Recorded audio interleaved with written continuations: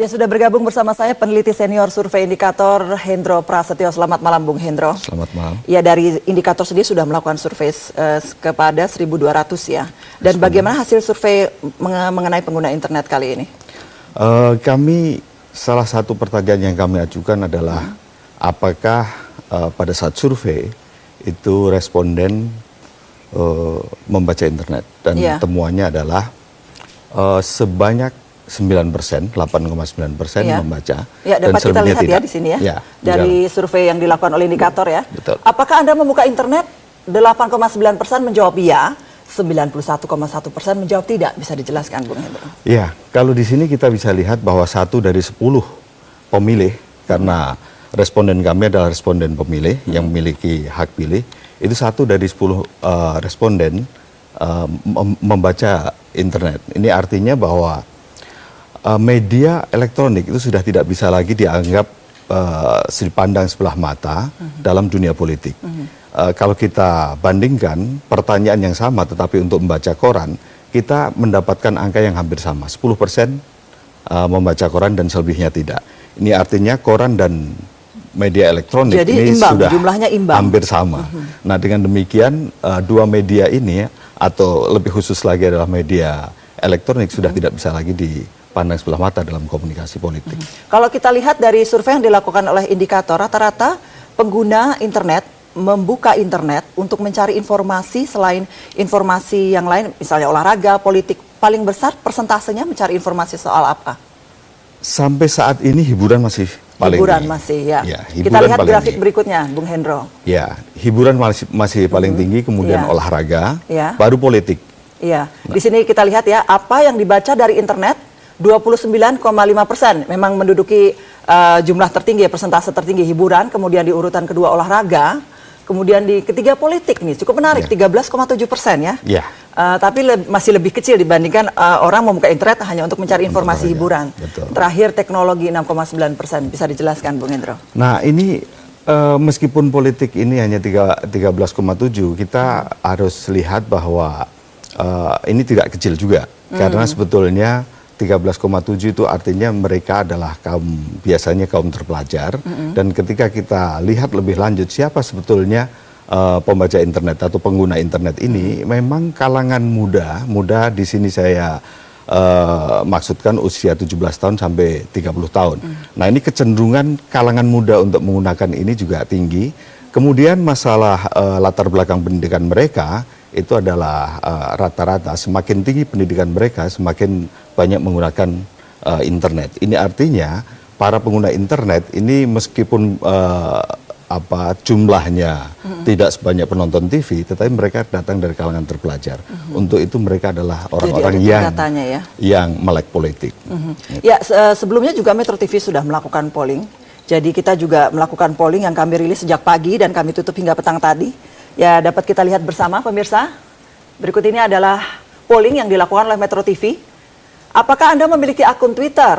67,47% menjawab iya, 21,69% menjawab belum, dan yang tidak berminat 10,84%. Ini ada perbedaan seperti ini, ada fenomena apa ini sebetulnya? Perbedaan dengan survei tadi, angka tadi tentu saja karena respondennya kan berbeda.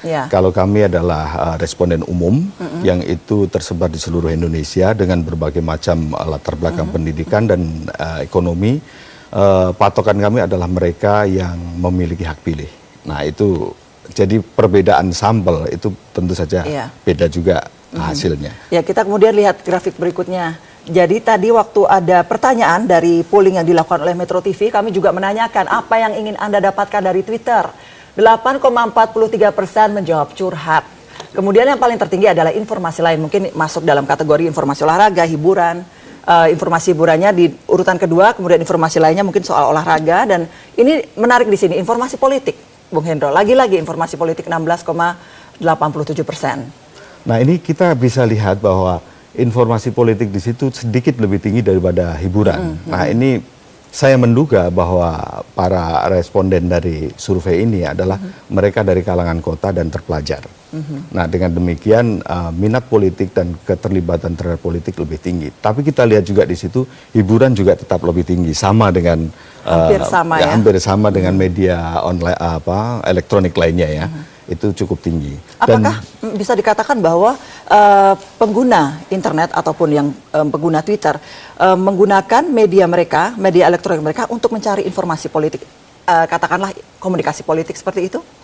Tentu saja, politik adalah salah satu tema yang cukup diminati, khususnya untuk kalangan terpelajar dan kelas menengah. Itu menjadi sesuatu yang sangat menarik. Untuk itu politik, kalau kita lihat tadi, baik yang internet secara umum maupun Twitter, itu menempati posisi yang cukup bagus. Dibandingkan misalnya informasi yang lebih khusus tentang teknologi, tentang ekonomi, itu mungkin lebih teknis ya, jadi lebih rendah.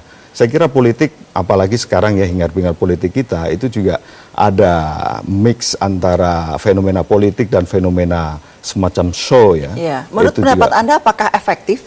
Baru-baru ini kan akhir-akhir ini banyak pejabat publik yang punya akun Twitter, kemudian memperkenalkan program-program mereka, terus ada juga yang update tindakan-tindakan apa yang dilakukan oleh pemerintah. Terakhir adalah Presiden kita, Susilo Bambang Yudhoyono.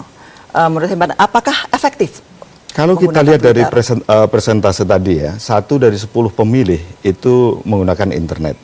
Di antaranya di dalamnya adalah Twitter, ada Facebook dan lain sebagainya. Nah, kalau kita lihat dari sini, siapapun yang ingin berhubungan dengan publik, dengan masyarakat, tentu saja ini tertarik karena ini adalah pangsa yang cukup besar kan. 1 dari 10 orang itu kan cukup besar. Terbuka lebar. Kita lihat berikutnya, Bung Hendro. Polling yang dilakukan oleh Metro TV di sini. Apakah informasi dari Twitter mempengaruhi pilihan politik Anda? Ya, menjawab ya 15,66%, tidak selalu 43,37%, tidak berpengaruh 40,96%. Cukup menarik, tidak berpengaruh. Apakah informasi dari Twitter mempengaruhi pilihan politik Anda? Yang paling menarik adalah jawaban tidak berpengaruh. Bisa disimpulkan berarti tidak ada gunanya atau tidak efektif sebetulnya. Saat ini mungkin seperti itu ya, karena kita juga masih melihat bahwa para politisi, para pemimpin juga belum terlalu banyak kan untuk menggunakan media ini. Dan kedua, para pengguna sendiri saat ini kan masih fokus pada hiburan, pada mencari informasi di luar politik. Sehingga media Twitter atau media online sendiri belum dipakai secara intensif dalam komunikasi politik antara politisi dengan konstituennya. Jadi persentase itu masih bisa meningkat lagi? Saya duga gitu, apalagi sekarang ya, sampai tahun depan ini media apapun akan dipakai untuk berkomunikasi. Dan saat itulah mungkin juga animo juga interaksinya akan semakin intensif. Jadi mungkin ini alasan kuat dari pejabat publik saat ini semakin gencar menggunakan Twitter. Menurut Anda bagaimana, Bung Hendro? Tentu saja wajar saja, karena mereka kan harus berhubungan dengan masyarakat. Dan media apapun akan dipakai, bukan hanya media online seperti internet yang jelas-jelas sudah merambah kemana-mana.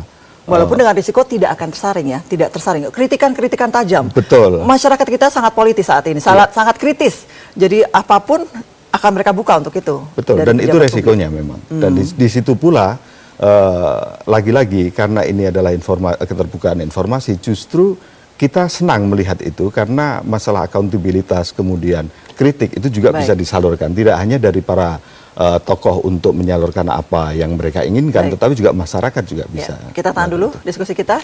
Ya pemirsa, apakah Anda pengguna Twitter dan Anda percaya semua informasi politik melalui media Twitter? Silakan hubungi kami di 021583022. Kami akan kembali sesaat lagi.